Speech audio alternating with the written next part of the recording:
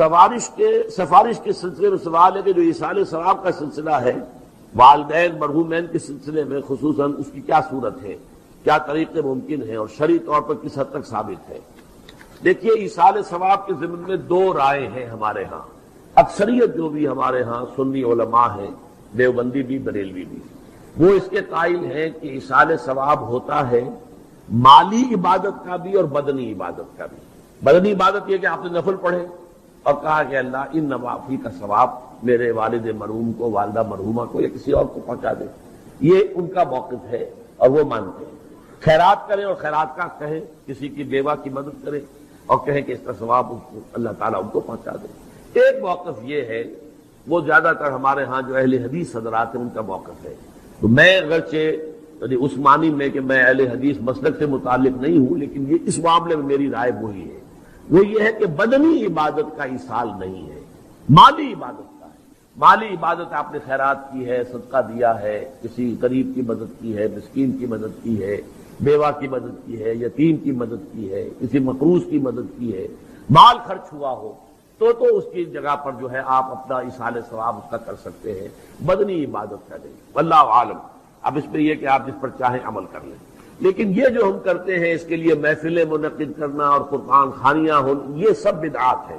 جو بھی ہوگا انفرادی طور پر ہوگا، اجتماعی کسی شے کا ثبوت موجود نہیں ہے ہمارے پاس۔ اس کے لیے جمع ہونا ہے اور پھر کھانا پینا بھی ہے اور ایک تقریب بن گئی ہے اور وہ ایصال ثواب کے لیے ہے، یہ ساری چیزیں، اور بچوں کو بلایا جا رہا ہے، قرآن پڑھوا رہے ہیں، انہیں پیسے دے رہے ہیں، اور وہ قرآن بھی کیا پڑھتے ہیں، وہ دو ورق جو ہے الٹتے ہیں، وہ پیسے پڑھنے لینے کے لیے تو آئے ہوتے ہیں بیچارے، نہ انہیں سمجھ، یا یہ کہ اچھا بھائی تم ادھر بیٹھ جاؤ، یہ صفحہ تم پڑھ دو، یہ صفحہ میں پڑھ دیتا ہوں۔ کیا حماقتیں ہیں ایسے مذاق میں تو سمجھتا ہوں دین کا اور قرآن کے ساتھ تمسخر ہے جو ہوتا ہے، یہ سب بدعات ہے۔ البتہ ذاتی سطح پر آپ نے قرآن پڑھا، اب صبح کے وقت تلاوت کی، اس کا ثواب کسی کو پہنچا دیا، تو جو پہلا مسلک ہے اس کی روح سے جائز ہے۔ میرے نزدیک قرآن پڑھنے سے، نماز سے، نفل سے، اس سے نہیں۔ البتہ مالی جو بھی خیرات ہیں، صدقات ہیں، تو اس کا ایصال ثواب ہو سکتا ہے۔ اولاد اگر نیک ہے تو وہ خود صدقہ جاریہ بن جاتے ہیں والدین کے لیے، بشرطے کہ والدین نے ان کی تربیت کی کوشش کی ہو۔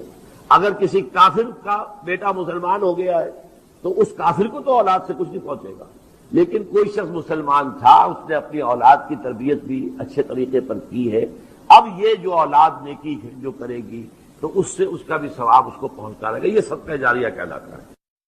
اگر ہم اس قرآن کو کسی پہاڑ پر اتار دیتے، لَرَأَيْتَهُ خَاشِعًا مُتَصَدِّعًا مِّنْ خَشْيَةِ اللَّهِ، تو تم دیکھتے کہ وہ پہاڑ دب جاتا، پھٹ جاتا اللہ تعالیٰ کے خوف اور خشیت سے۔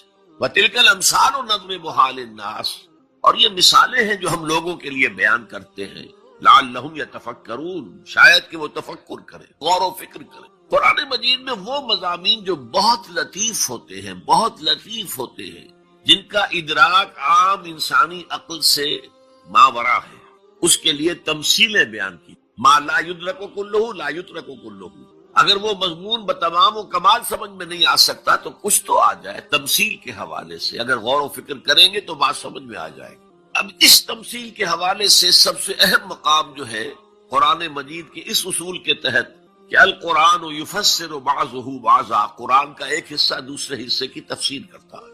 سورہ اعراف میں یہ واقعہ مذکور ہے کہ جب حضرت موسیٰ علیہ السلام کوہ طور پر گئے تورات لینے کے لیے، تو وہاں انہوں نے اللہ سے ایک خواہش کا، ایک درخواست کا اظہار کیا۔ مخاطبہ اور مکالمہ تو اس سے پہلے بھی ہو چکا تھا، اب یہ شوق، رب ارنی انظر الیک، پروردگار اب دیدار بھی عطا فرما دے۔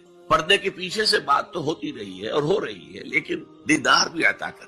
اللہ نے فرمایا لن ترانی، تم مجھے ہرگز نہیں دیکھ سکتے۔ اب ایک بچہ ہے 7 سال کا، آپ نے نماز پڑھنے کی عادت ڈال دی، پڑھ رہا، اگرچہ غیر شعوری عمر سے شروع کر دیا اس نے، روزہ رکھتا ہے، 9 برس کا ہو گیا، روزہ رکھنا شروع کیا۔ یہ اعمال جو ہے ان سے بھی ایک یقین پیدا ہوتا ہے، جیسے یقین سے عمل پیدا ہوتا ہے ایسے ہی عمل سے بھی یقین پیدا ہوتا ہے۔ جب مداومت کرتے رہیں گے اس پر تو اس سے بھی ایک یقین کی کیفیت انسان میں پیدا ہو جاتی ہے۔ سورہ حجرات میں جو بحث آئی ہے اس کے آخر میں یہی ہے کہ اے نبی، یہ بدو جو دعوے دار ہیں ایمان کے، یہ آپ پر احسان دھر رہے ہیں، یمنون علیک ان اسلموا قل لا تمنوا علی اسلامکم بل اللہ یمن علیکم ان ہداکم للایمان ان کنتم صادقین. یہ آپ پر احسان دھر رہے ہیں کہ ایمان لے آیا. نبی ان سے کہیے مجھ پر اپنے ایمان کا کوئی احسان نہ دھرو، اپنے اسلام کا، بلکہ اللہ تم پر احسان دھرتا ہے کہ اس نے تمہیں ایمان کے راستے پر ڈال دیا ہے. جب اسلام پر آ گئے ہو تو عمل کرتے رہو گے. ان تطیعوا اللہ ورسولہ، اگر عمل کرتے رہو گے تو اس عمل کے ذریعے سے بھی تمہارے اندر ایمان پیدا ہو جائے گا. تو یہ تین راستے ذہن میں رکھیے. جو عوام ہے غور و فکر، سوچ بچار، اس کی صلاحیت نہیں یا مواقع نہیں، ان کے لیے یہ دو راستے ہیں، یقین بذریعہ عمل اور یقین بذریعہ صحبت. یہاں سے اٹھا رہے ہیں لوگوں کو، بار بار یہیں آ جاتے ہیں. آپ یادو یہاں پر لیکن ان کو دقت ہوتی، یہاں پہ کوئی صاحب پہلے سے روک دیا کرے نا جو بعد میں گڑبڑ ہوتی ہے. کم بڑھیں گے. تو ایک ایمان ہے انٹلیکچوئلز کا، صدیقین کا، جن کو قرآن کہتا ہے اولو الالباب الذین یعقلون ان فی خلق السماوات والارض واختلاف اللیل والنہار لآیات لأولی الالباب. ہوش مندوں کے لیے، عقل مندوں کے لیے، غور و فکر کرنے والوں کے لیے، اصحاب دانش و بینش کے لیے ہماری کائنات میں ہماری نشانیاں ہیں. غور کرو اور ہمیں پہچانو، خود اپنے اندر جھانکو اور ہمیں پہچانو. اور ہماری آیات جو ہیں ہمارے کلام کی، اس کی آیات جو ہیں ان میں وہ ایمان رچا بسا ہوا ہے. ان پر غور کرو، غوطہ زنی کرو. قرآن میں ہو غوطہ زن اے مرد مسلمان. یہ ہے ٹاپ کا ایمان، یہ ہے اصل وہ ایمان کہ جو مطلوب ہے. اب باقی حضرات جو ہیں ان کے قریب رہیں گے، ایمان حاصل کر لیں گے، اور جو اعمال اللہ نے بتائے ہیں ان پر عمل کرتے رہیں گے، ایمان حاصل. اب دوسری بات کی طرف آئیے. نفاق سے کیسے بچا جائے اس کے لیے بھی تین عمل ہیں. پہلی چیز، اور دو چیزیں تو وہ ہیں کہ جو سورہ منافقون ہی کے دوسرے رکوع میں بیان ہوئی. پریونشن کیسے ہوگی، بچو گے کیسے؟ دوام ذکر، اللہ کو یاد رکھو. یا ایھا الذین آمنوا لا تلہکم اموالکم ولا اولادکم عن ذکر اللہ ومن یفعل ذلک فاولئک هم الخاسرون. دل کو غفلت میں مت آنے دو. دل غافل ہوگا شیطان کا ڈیرا بن جائے گا. وہ دوام ذکر میں، البتہ یہ ذہن میں رکھیے کہ دوام ذکر کا ذریعہ کیا ہے، اس میں مغالتے ہیں لوگوں کو. جو سب سے بڑا ذکر ہے اس کو بھولے ہوئے ہیں، اور جو تیسرے چوتھے نمبر کا ذکر ہے اس کو سمجھ بیٹھے ہیں کہ بس یہی ذکر ہے. سب سے بڑا ذکر، مجسم ذکر قرآن ہے. الذکر انا نحن نزلنا الذکر وانا لہ لحافظون. وہ الذکر کون سا ہے؟ قرآن. اسی کو فرمایا، میں نے وہ آیت سنائی تھی کہ لوگ تنزیہ کہتے تھے، یا ایھا الذی نزل علیہ الذکر انک لمجنون. حضور سے مخاطب ہوا کہتے ہیں فلاں جس کے اوپر کے اس کے خیال کے مطابق ذکر نازل ہوا ہے، ہم تو تمہیں پاگل سمجھتے ہیں. وہاں بھی لفظ کیا ہے؟ الذکر. تو معلوم کیا ہوا؟ انا انزلنا الیک الذکر لتبین للناس ما نزل الیہم. یہ الذکر ہے. تو اس سے بڑا ذکر کوئی نہیں. تلاوت قرآن، تدبر قرآن، غور و فکر قرآن کا، قرآن کو یاد کرنا. اس پر میرا کتاب چاہے مسلمانوں پر قرآن مجید کے حقوق، اب تو یہاں شاید کوئی کتاب موجود نہیں رہی ہے، اگر آپ کو ضرورت ہوتی ہے پاکستان سے منگا لیتے ہر شے، پڑھیے انشاءاللہ آ جائے گی چیزیں. نمبر 2 ذکر کیا ہے؟ اقیم الصلاۃ لذکری. نماز کو قائم کرو میری یاد کے لیے. یہ ذریعہ ذکر میں وہ تو ہے ہی مجسم ذکر، اور یہ ذریعہ ذکر میں سب سے اہم ہے. یہ عملی ذکر بھی ہو رہا ہے اور قولی بھی ہو رہا ہے. سورہ فاتحہ پڑھی آپ نے، قرآن شریف کی کچھ آیات پڑھی، پھر رکوع کیا. یہ رکوع جو ہے یہ آپ کا عملی ذکر ہے کہ آپ نے اپنے وجود سے اللہ کی عظمت کو تسلیم کیا. پھر آپ سجدے میں گرے، یہ آپ کا عملی ذکر ہے کہ اپنے وجود سے آپ نے اللہ کی عظمت کو اور تسلیم کیا. تیسری چیز ہے مسنون دعائیں اور مسنون اذکار جو حضور سے ثابت. ہمارے ہاں کیا ہو گیا، مجھے فلاں بزرگ نے یہ چیز بتائی ہے، وہ تو پڑھتے چلے جا رہے ہیں. نہ قرآن سے دلچسپی، نہ اذکار مسنونہ سے دلچسپی. ادعیہ معصورہ. آپ غور کریں گے کہ زندگی کے ہر عمل کے لیے حضور کی دعا موجود ہے.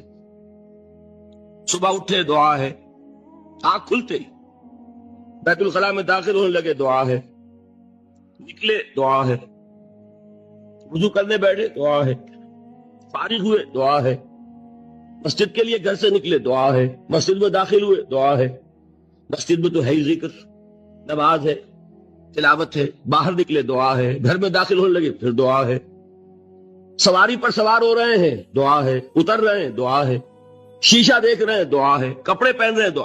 زندگی کا کوئی عمل نہیں یہاں تک کہ جو تعلق زن و شو ہے، جس کو کہ خالص حیوانی بات سمجھا جائے گا، اس کے لیے بھی دعا ہے۔ غفلت میں وہ کام بھی نہیں کرتا، سمجھ رہے ہیں آپ؟ اب آپ غور کیجئے، اس میں کوئی اضافی وقت نہیں لگا، اضافی پوسچر اختیار نہیں کیا آپ نے، یوں بیٹھو، اس طرح بیٹھو، یوں کرو، کوئی آپ کا وقت اضافی نہیں لگا، جو کام کر رہے ہیں اور آپ اللہ کو یاد کر رہے ہیں، تو وہ اللہ کی یاد اس کام کی مناسبت سے ہے۔ ان ادعیہ معصورہ سے دو تعلق جڑ گئے انسان کے، دعا کس سے کر رہے ہیں؟ اللہ سے، جڑا کہ نہیں؟ اور یہ الفاظ کس کے ہیں؟ محمد رسول اللہ کے۔ تو آپ کے دو تعلق جڑ گئے۔ آپ اپنی جی سے گھڑ کر دعا مانگیں گے تو پہلا تعلق تو ہو جائے گا، دوسرا نہیں ہوگا۔ بہتر سے بہتر دعا مانگ لیں آپ، لیکن حضور سے جو معصور اور مسنون الفاظ جب آپ زبان سے نکالتے ہیں تو آپ کا تعلق اللہ سے بھی ہوا بذریعہ دعا، اور وہ الفاظ چونکہ حضور کے ہیں صلی اللہ علیہ وسلم تو حضور کے ساتھ ہوا۔ یہ تیسرا درجہ ہے۔ چوتھے درجے میں میں مانتا ہوں کہ ایک ہوتی ہے خاص کسی شخص کے امراض کی تشخیص کرنے کے بعد تجویز۔ کوئی اگر طبیب ہے، ماہر طبیب روحانی، وہ آپ کو دیکھے گا تو اندازہ لگائے گا کہ آپ میں کیا کمی ہے، اس کے مطابق آپ کو ذکر بتائے گا۔ میں فلاں آیت کا مراقبہ کیا کرو۔ کسی میں بزدلی ہوتی ہے، کسی میں مال کی محبت زیادہ ہوتی ہے، کسی میں توکل کی کمی ہے، کسی میں شہرت کی خواہش ہے، نمایاں ہونے کا جذبہ ہے، کسی میں تکبر ہے۔ سب کا ایک سا برس تو نہیں ہوتا نا۔ تو یہ در حقیقت اندھے کی لاٹھی سے نہیں چلنے والی بات، یہ تو ماہر کی کا کام ہے کہ وہ تجویز کرے کہ تمہارے لیے خاص طور پر ذکر یہ ہے۔ در حقیقت ہمارے جو یہ سلسلے تھے سلوک کے، بڑے ماہر ہوتے تھے، یہ لوگ بڑے ماہر اطباء تھے۔ یہ جو علم نفسیات ہے اس کے ہمارے صوفیاء سے بڑھ کر کبھی کوئی عالم گزرا ہی نہیں دنیا میں۔ فرائیڈ کیا ہے اور ایڈلر کیا ہے اور یونگ کیا ہے، بچے ہیں۔ ہمارے صوفیاء کرام نے جس طرح انسان کی نفسیات کو سمجھا اور وہ ان کی مناسبت سے تجویز کرتے تھے، لیکن اس کو رکھا جائے گا چوتھے نمبر پر۔ جیسے مولانا احمد علی صاحب فرمایا کرتے تھے، بھائی اس آیت کا مراقبہ کیا کرو۔ مراقبے کیا مانی؟ اب ان الفاظ کو بھی ہم نے خام خواہ کچھ خاص ایک شکل دے دی۔ مراقبہ کیا؟ توجہ کرنا، دھیان کرنا، خاص اس آیت کے اوپر، اس کے معانی پر اپنے ذہن کو جمانا۔ تو کیوں ہے؟ تاکہ آپ کے اندر جو کمی ہے اس کی تلافی اس سے ہو۔ لیکن یہ کہاں آئے گا؟ چوتھے نمبر، سمجھ گئے؟ تو نفاق سے بچنے کا ذریعہ، پریونشن کیا ہے نفاق سے؟ دوام ذکر۔ نہ تمہیں تمہاری اولاد، نہ تمہارے اموال، نہ تمہاری تجارت، نہ کاروبار اللہ کے ذکر سے غافل نہ کر سکے۔ پنجابی میں کہتے ہیں کہ ہتھ کارول اور دل یار ول۔ کام کر رہے ہیں آپ، لیکن یہ کہ دل اللہ کے ساتھ لگا ہوا ہے، زبان تر ہے اللہ کی یاد سے۔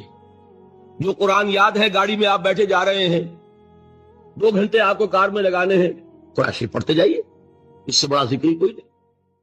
یہ ہے پریونشن۔ اب اگر مرض ہو جائے تو کیا؟ اس کے لیے 2 چیزیں ضروری ہیں۔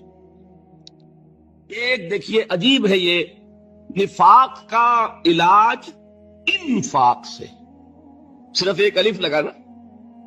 انفاق کے معنی اور ہے، یہ بنا ہے کس سے؟ نفقت الدراہم، پیسے ختم ہو گئے، مک گئے، یا نفق الفرس، گھوڑا مر گیا۔ تو مال کو کھپانا، لگانا اللہ کی راہ میں، اگر دل میں نفاق کی کوئی آلائش آئی ہے تو اس کا ازالہ ہوگا انفاق فی سبیل اللہ سے۔ مال اللہ کی راہ میں دیجئے، صدقہ کیجئے، خیرات کیجئے، دیجئے، اللہ کے دین میں لگائیے۔ جتنے لگائیں گے نفاق دھل جائے، اس لیے کہ اصل سبب نفاق کا ہے ہی حب دنیا، دنیا کی محبت۔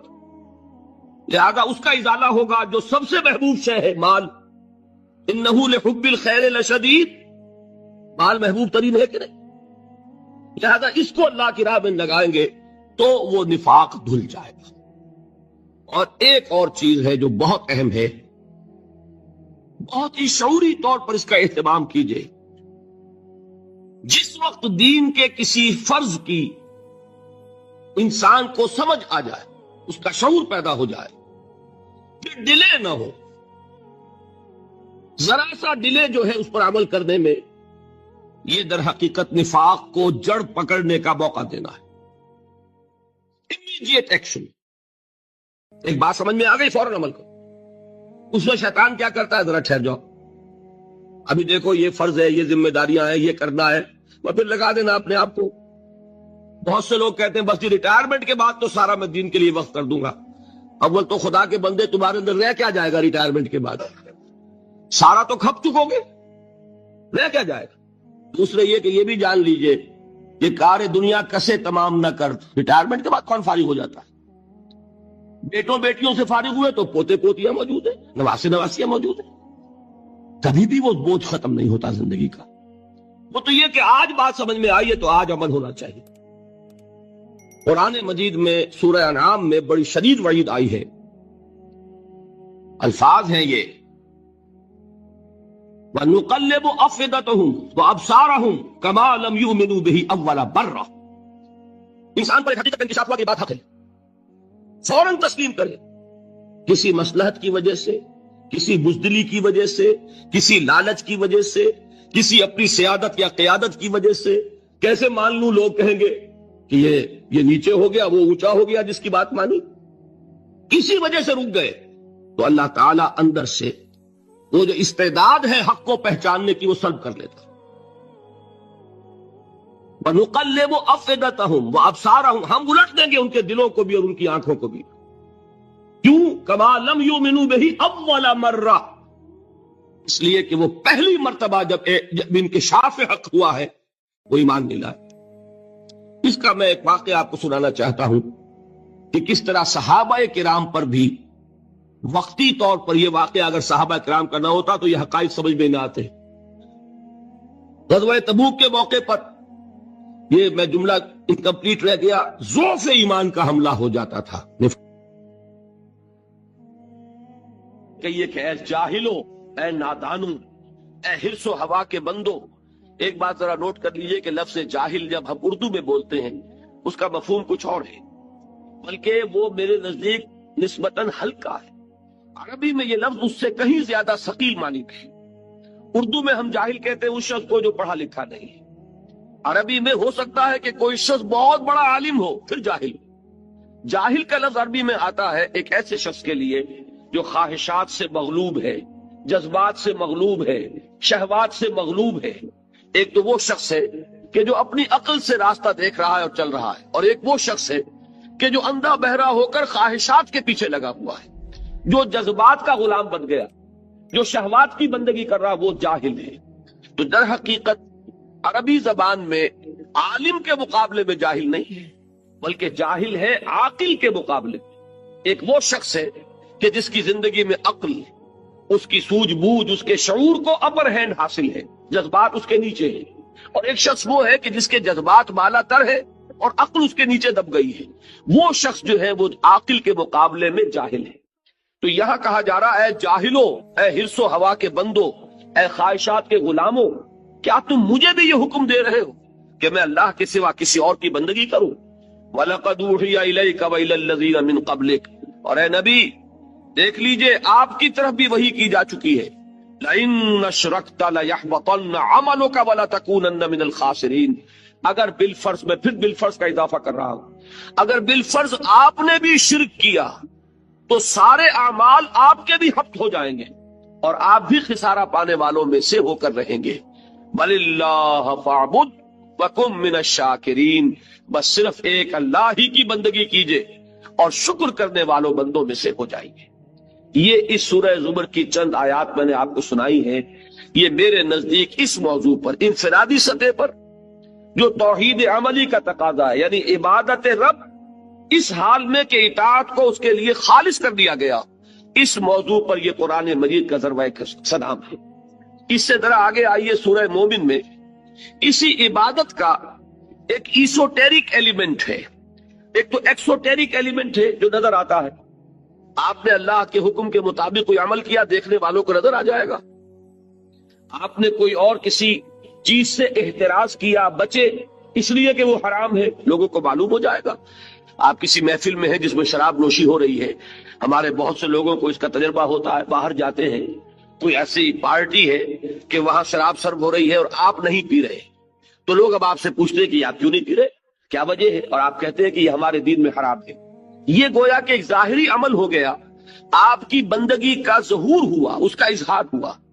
ایک اسی بندگی کا ایسوٹیرک ایلیمنٹ ہے جو اندر ہی اندر ہوتا ہے، وہ ہے اللہ سے دعا. اور اصل میں دعا جان لیجئے، ایک دعا تو ہے جو ہم کرتے ہیں ہاتھ اٹھا کر اور مانگتے ہیں، پھر وہ دعا جو باجماعت ہوتی ہے، یہ تو ظاہری ایک دعا عمل ہے جو نظر آ گیا. اصل دعا وہ ہے تضرعا وخیفہ، وہ جو انسان دون الجہر من القول، زبان ہلائے بغیر دل ہی دل میں جو اللہ کو وہ پکار رہا ہوتا ہے، اللہ سے استدعا کرتا ہے، اللہ سے ہم کلام ہوتا ہے، اللہ کے سامنے اپنی خطاؤں کا اقرار کرتا ہے. یہ جو اندر ہی اندر کی سرگوشی ہے، اس کو حضور صلی اللہ علیہ وسلم نے عبادت کا لب لباب اور عبادت کا جوہر قرار دیا. فرمایا الدعاء هو العبادہ، الدعاء مخ العبادہ، دعا ہی تو عبادت کا جوہر ہے. یہ دعا ہی تو اصل میں مخ کہتے ہیں عربی زبان میں ہڈی کا جو گودا ہوتا ہے، اس کو اصل میں جو گودا ہے اس کا جو جوہر ہے وہ در حقیقت دعا ہے. تو اب اسی توحید عملی کا ایک دوسرا تقاضا یہ ہوگا کہ کبھی بھی انسان اللہ کے سوا کسی اور کو نہ پکارے. اور نمبر 2 یہ کہ اس کا یہ پکارنا جو ہے، دعا کرنا جو ہے اپنے پروردگار سے، یہ بھی مخلصین لہ الدین، اس کے لیے اپنی اطاعت کو خالص کرتے ہوئے. اس لیے کہ اگر آپ اطاعت میں شرک کر رہے ہیں تو اللہ سے دعا کرنے کا منہ ہی نہیں، کس منہ سے اللہ کو پکار رہے، جبکہ آپ نے اللہ تعالیٰ کے ساتھ وہ توحید فی العبادت کا تقاضا پورا نہیں کیا. آپ اللہ کے ساتھ اور ہستیوں کی بھی پوجا کر رہے ہیں، آپ نے اللہ کے ساتھ کچھ اور ہستیوں کو بھی مطاع بنایا ہوا ہے، اور تو کیا آپ نے نفس کو مطاع بنایا ہوا ہے، آپ نے دولت کو محبوب بنایا ہوا ہے اللہ سے بڑھ کر. تو کیا منہ ہے آپ کا کہ آپ اللہ سے ہم کلام ہو. لہذا در حقیقت یہ اندر کی جو اصل دعا ہے یہ وہی شخص کر سکے گا، اور اسی کا دل لگے گا اس میں کہ جو اپنی جگہ پر یہ احساس رکھتا ہو کہ میں نے اللہ کی بندگی کی ہے خالصتاً، اسی کی بندگی تمام بندگیوں سے آزاد ہو کر، تبھی اللہ سے دعا انسان صحیح معنی میں کرتا ہے. تو اس سورہ مبارکہ میں ایک سے زائد مرتبہ یہ مضمون آیا ہے فدعوا اللہ مخلصین لہ الدین، پس دعا کیا کرو اللہ سے، پکارا کرو اللہ کو، لیکن شرط اس کے ساتھ ہے مخلصین لہ الدین، اس کے لیے اپنی اطاعت کو خالص کرتے ہوئے. اگر یہ نہیں ہو سکتا، ایک شخص کی زندگی جو ہے وہ غفلت میں گزری ہے، جہالت میں گزری ہے، نادانی میں گزری ہے، اب وہ اللہ کو پکارنا چاہتا ہے تو پہلے عہد کرے کہ اللہ جو بھی خطائیں تھی وہ آپ فرما دے، جو بھی مجھ سے غلطیاں ہوئی، تیرے احکام جو میں نے توڑے، اب کرتا ہوں کہ آئندہ کوئی تیرا حکم نہیں توڑوں گا. تو اب اللہ کو پکاریے، اللہ سے دعا کیجئے. اسی چیز کا نام ہے استغفار اور توبہ. یہ جو حضور صلی اللہ علیہ وسلم نے فرمایا کہ میں بھی 70 مرتبہ اللہ سے استغفار کرتا ہوں، استغفر اللہ ربی من کل ذنب واتوب الیہ، میں استغفار کر رہا ہوں اللہ سے اپنی تمام خطاؤں پر، اور اب میں اس کی طرف متوجہ ہوتا ہوں، توبہ کر رہا ہوں، توبۃ نصوح، خالص توبہ. تو استغفار اور توبہ جو ہے یہ در حقیقت دعا کے لیے گویا کہ بمنزلہ تمہید ہے. استغفار کیجئے، توبہ کیجئے، اب اللہ کو پکاریے، اللہ سے دعا کیجئے. تو فرمایا فدعوا اللہ مخلصین لہ الدین. اور اسی سورہ مومن میں وہ آیت بھی آئی ہے جو آپ نے اکثر جمعوں کے خطبوں میں اور وعظوں میں سنی ہوگی، قال ربکم ادعونی استجب لکم ان الذین یستکبرون عن عبادتی سیدخلون جہنم داخرین. تیرے رب نے یہ کہہ دیا ہے، اعلان کر دیا ہے، مجھے پکارو. قال ربکم، تمہارے پروردگار کا اعلان عام ہے، مجھے پکارو، مجھ سے دعائیں کرو، میں تمہاری دعائیں قبول کروں گا.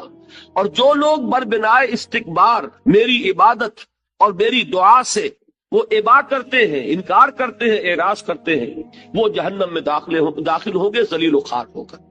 اب یہ جو دو پہلو میں نے آپ کے سامنے توحید عملی کے بیان کیے، ایک اللہ کی بندگی ہمہ تن ہمہ وجوہ اور یکسو ہو کر، یک رنگ ہو کر، ایک صرف ایک ہی اللہ کو پکارنا اسی سے استغاثہ، اسی سے دعا، اسی سے استمداد، اسی سے استعانت۔ اب اس سے آگے بات چلتی ہے، یہی توحید عملی۔ اب ایک اجتماعی نظام ہے، ایک معاشرہ ہے، اس معاشرے میں دستور ہے، قانون ہے، انسانی زندگی جو ہے، جو کہا گیا ہے کہ انسان متمدن حیوان ہے۔ علیحدہ علیحدہ تو آپ رہتے نہیں کہ آپ اللہ کی بندگی کر سکیں۔ آپ ایک معاشرے کے اندر گتھے ہوئے ہیں، آپ جکڑے ہوئے ہیں، آپ کے رشتے ہیں، آپ کے ناطے ہیں، آپ کے کاروباری تعلقات ہیں، آپ جس ملک میں رہتے ہیں اس کا کوئی دستور ہے، اس کا کوئی نظام ہے، وہاں کوئی قانون نافذ ہے۔ اب یہ اجتماعی توحید کیا ہوگی کہ اللہ کا دین، اللہ کی اطاعت پورے اجتماعی نظام پر غالب ہو جائے۔ اگر ایسا نہیں ہو رہا، بلکہ یہ کہ زندگی کے ہم نے حصے بکھرے کر لیے ہیں کہ مسجد میں تو کاملتاً اللہ کی اطاعت ہوگی، لیکن پارلیمنٹ میں نہیں، ہائی کورٹ میں نہیں، چیف کورٹ میں نہیں، سپریم کورٹ میں نہیں۔ اگر یہ بات ہے تو اس کا مطلب وہی شرک ہو گیا، وہی تقسیم ہو گئی۔ جیسے انفرادی زندگی کی تقسیم شرک ہے کہ کچھ اطاعت اللہ کی کچھ کسی اور کی کر لی، کچھ اپنے نفس کی کر لی، کچھ رواج کی کر لی، کچھ زمانے کے چلن کی کر لی، تو یہی تو شرک ہے۔ یہ شرک ہے، عمل کا شرک۔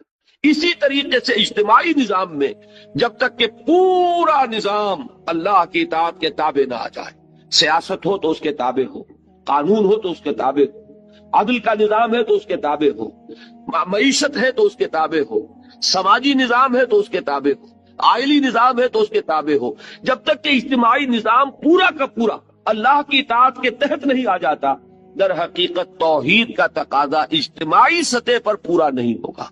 اسی کا نام ہے اقامت دین، اسی کا نام ہے تکبیر رب، اسی کا نام ہے اظہار دین الحق علی الدین کلہ، پورے کے پورے نظام اطاعت پر اللہ کی اطاعت کو غالب کر دیا جائے۔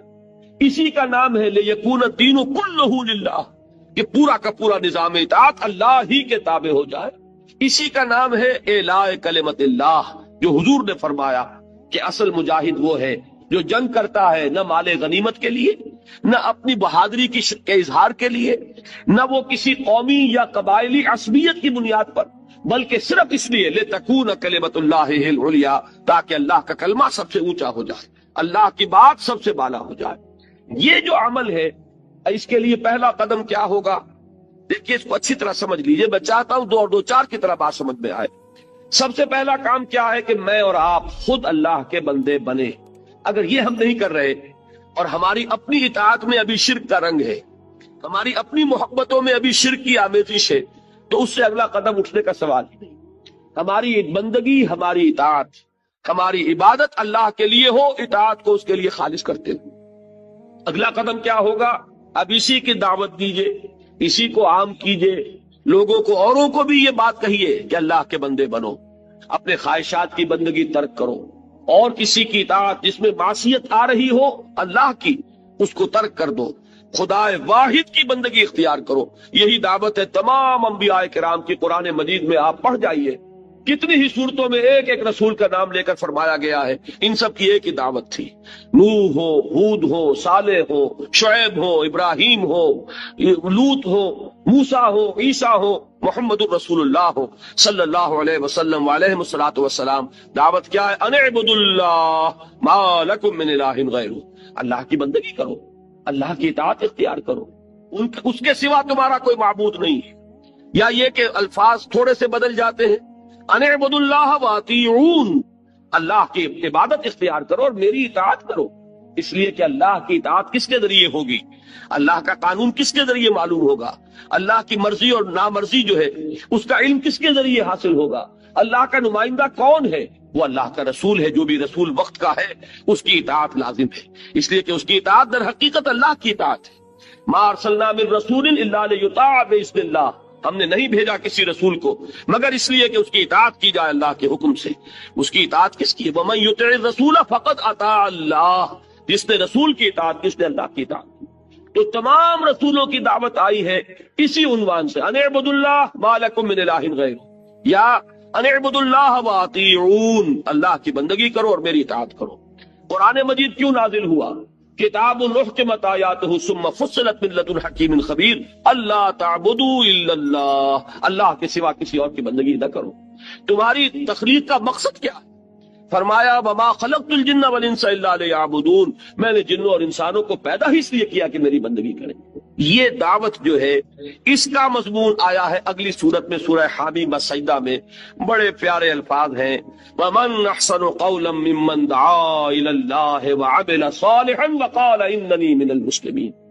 اس شخص سے بہتر بات کس کی ہوگی جس نے اللہ کی طرف بلایا، اللہ کی بندگی کی دعوت دی، لوگوں کو پکارا اس بات کی طرف کہ حرص و ہوا کی بندگی کو چھوڑو، خواہشات کی غلامی سے آزادی حاصل کرو، غیر اللہ کی اطاعت کا قلادہ گردن سے اتار کر پھینکو، ہر اطاعت کے خلاف بغاوت کرو، صرف ایک اللہ کی اطاعت، ہاں جو اطاعت اس کے تابع ہو اس اطاعت کو قبول کرو۔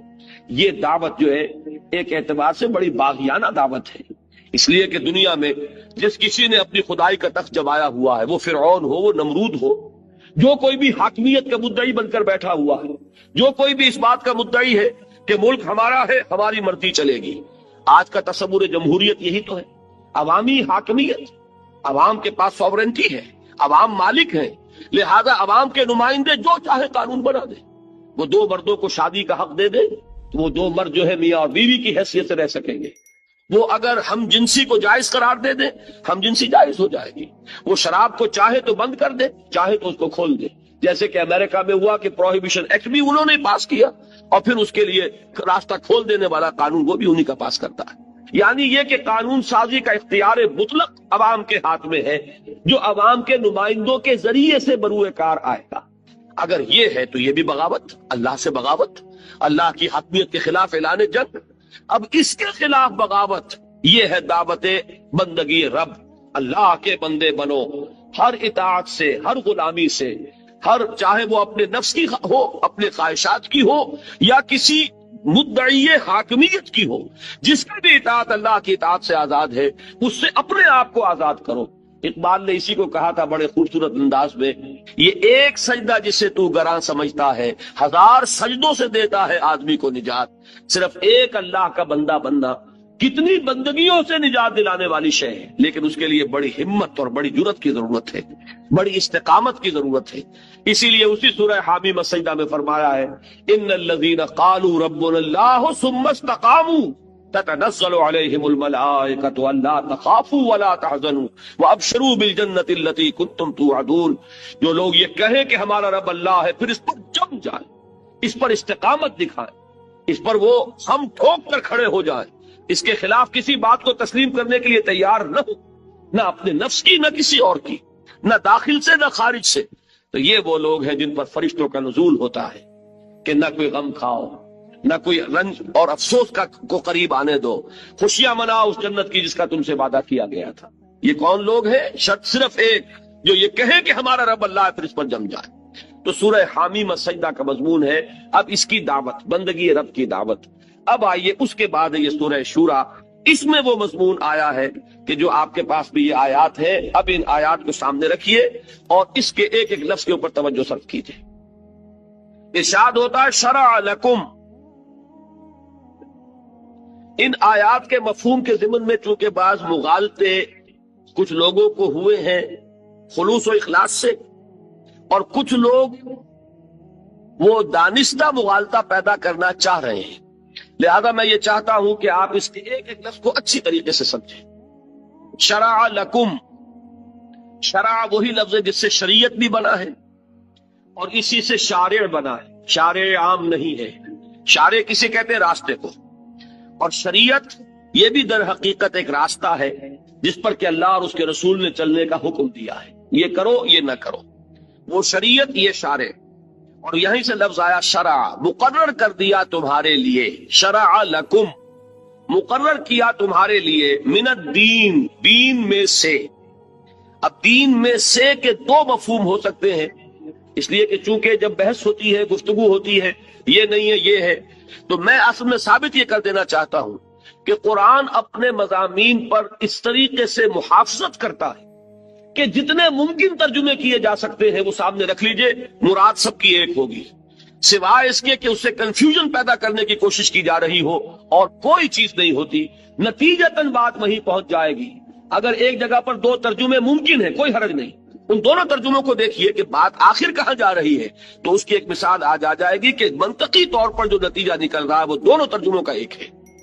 شرع لکم من الدین، اب یہاں پر من الدین کے دو ترجمے، فارسی ذرا سی اپنے سامنے رکھیے کہ از قسم دین، ایک ترجمہ تو یہ ہوگا دین کی قسم سے تم پر وہ چیز لازم کی جا رہی ہے، یا در بارے دین، دین کے بارے میں یہ بات لازم کر دی گئی، طے کر دی گئی۔ یہ دو ترجمے اس کے ممکن ہیں۔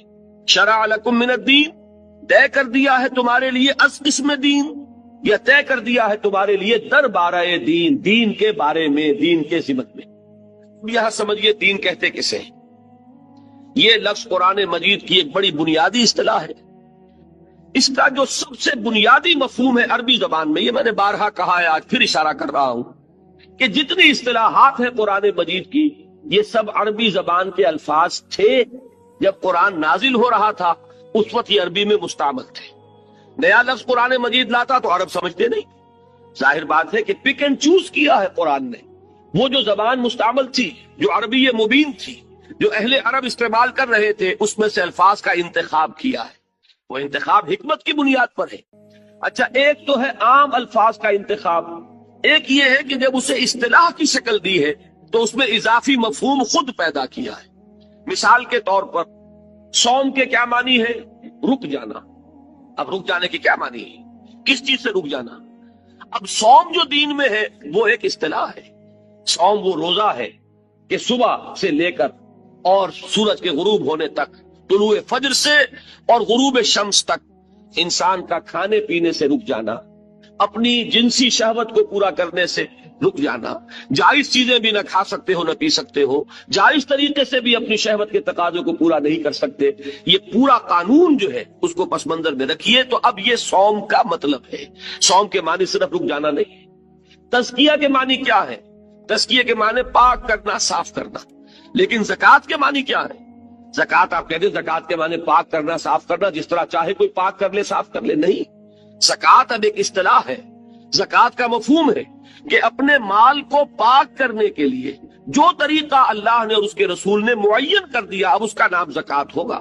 یہ نہیں کہ کوئی شخص کھڑا ہو جائے، لغات القرآن نام کی کتاب لکھ دے، اور وہ باتیں تو صحیح ہوں گی کہ عربی زبان میں یہ لفظ اس معنی میں مستعمل تھا، لیکن اس لغوی مفہوم کو لے کر اصطلاحی مفہوم جو ہے اس سے بالا تر کر دینا، یہ ایک بہت بڑا گمراہی کا راستہ ہے جس کو کہ اس دور میں کچھ لوگوں نے دانستہ اختیار کیا ہے۔ اسی طرح صلاۃ کے معنی کیا ہے؟ صلاۃ کے معنی کسی کی طرف متوجہ ہونا۔ اب اقدام الی الشیء، یہ صلاۃ ہے۔ اب کوئی شخص کہے کہ صاحب صلاۃ کے معنی متوجہ ہونا، بس اللہ سے لو لگا لے، بیٹھے بیٹھے کر لیں، کھڑے کھڑے کر لیں، لیٹے لیٹے کر لیں۔ یہ صلاۃ جو ہے 5 نمازیں اور یہ 12 رکعتیں اور یہ 8 اور یہ 7 اور یہ فلاں اور اس کے لیے یہ شرط اور اس کے لیے رکوع اور سجود، یہ کوئی ضروری نہیں ہے، اس لیے کہ صلاۃ کے معنی تو صرف یہ ہے۔ تو یہ پھر میں عرض کروں گا کہ بہت بڑا دھوکہ ہوگا۔ صلاۃ کے معنی یقیناً توجہ کے ہیں، لیکن صلاۃ کی روح جو ہے اللہ کی طرف متوجہ ہونا ہے۔ یہی وجہ ہے کہ صلاۃ ہم شروع کرتے ہیں تو کیا پڑھتے ہیں؟ انی وجہت وجہی للذی فطر السماوات والارض حنیفا وما انا من المشرکین، میں نے اپنا رخ کر لیا اس ذات کی طرف جس نے آسمان اور زمین کو پیدا فرمایا یکسو ہو کر، اور میں اس کے ساتھ شرک کرنے والوں میں نہیں۔ یہ اصل میں توجہ جو ہے اللہ کی طرف، توجہ کا ارتکاز، یہ نماز کی روح ہے۔ لیکن یہ صلاۃ کا نظام وہ ہوگا جو محمد رسول اللہ صلی اللہ علیہ وسلم نے معین کر دیا ہے۔ اسی طریقے سے دین، یہ جو لفظ ہے عربی زبان کا لفظ ہے، معنی کیا ہے؟ اس کے 2 مفہوم ہمیشہ سے چلے آ رہے تھے، ایک جزا و سزا، بدلہ، اور ایک اطاعت۔ جزا و سزا، بدلہ، اس معنی میں یہ قرآن مجید میں کثرت سے استعمال ہوا ہے۔ سب سے زیادہ اہمیت کے ساتھ سورہ فاتحہ میں مالک یوم الدین، کیا ترجمہ وہاں آپ کرتے ہیں؟ جزا و سزا کے دن کا مالک، جس دن کے طے ہو جائے گا کون ہے کہ جو اللہ کے ہاں کامیاب قرار پا رہا ہے اسے جزا ملے گی، کون ہے جو ناکام قرار پا رہا ہے جو مستوجب سزا ہے۔ تو جزا و سزا کا کے دن کا مالک یعنی مختار مطلق وہ ہے، اسی کے ہاتھ میں اختیار ہے، کوئی اور اس سے بالا تر اختیار رکھنے والا نہیں ہوگا۔ لمن الملک اليوم للہ الواحد القہار، اسی سے لفظ بنا ہے، حروف اصلی وہی ہے۔ دین کسے کہتے ہیں؟ دین قرض کو کہتے ہیں، اس لیے کہ قرض واپس آتا ہے، جیسے جزا یا سزا واپس آتی ہے۔ آپ نے کوئی عمل کیا، اس کا نتیجہ ہے، اس کا ریباؤنڈ ہے، اس کا در حقیقت یہ نتیجہ ہے جو آپ کو مل رہا ہے۔ اسی طریقے سے آپ نے کسی کو 100 روپیہ ہدیتاً دیا، وہ واپس نہیں آئے گا۔ کسی کو ہبہ کیا، واپس نہیں آئے گا۔ دین ہے، قرض ہے تو واپس آئے گا۔ تو دین میں اور دین میں صرف زیر اور زبر کا فرق ہے۔ اسی طریقے سے آتا ہے اطاعت کے معنی میں اور جزا و سزا کے معنی میں، کما تدین و تدان، جیسا کرو گے ویسا بھرو گے، تمہیں بدلہ مل کر رہے گا۔ جیسے آپ اردو میں کہتے ہیں جیسا کرو گے ویسا بھرو گے، کما تدین و تدان۔ یہ ہے اس کا ایک مفہوم کہ جس میں جزا اور سزا اور بدلہ یہ ایک اہم جز کی حیثیت سے شامل ہے۔ دوسرا کیا ہے؟ اطاعت۔ حضور نے فرمایا، بڑی پیاری حدیث ہے، کاش کہ یہ آپ لوگ یاد کر کے اٹھیں، الکیس من دان نفسہ وعمل لما بعد الموت۔ اصل میں ہوشیار آدمی، سمجھدار آدمی وہ ہے جو اپنے نفس کو اپنا مطیع بنا لے، اس کے اوپر غالب آ جائے۔ تو یہاں پر اطاعت کا مفہوم جو ہے اور قانون کا مفہوم کہ اسی کے مطابق اس سے عمل کروائے، یہ ہے در حقیقت اطاعت دین کا دوسرا مفہوم۔ ان دونوں کو جمع کیجئے، اس سے ایک تصور قرآن مجید ابھار کر لاتا ہے۔ ظاہر بات ہے کہ دنیا میں جو بھی نظام ہوگا اس میں کوئی مطاع مطلق ہوگا جس کی اطاعت لازم ہوگی،